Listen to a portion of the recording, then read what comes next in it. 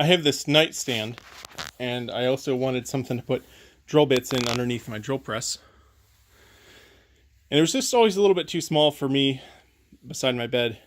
And it's short, small size, need something bigger. So I figure, well, it'll probably fit under the drill press. And once you know it,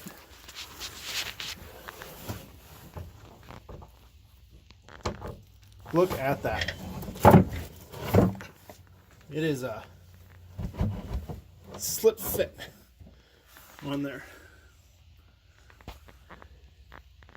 So it's it's a perfect fit for this. Just need to make sure it's not dipped back far enough so that it's hitting this bearing ring here, because that spins around when the table spins. So now I have a great place to put my drill bits.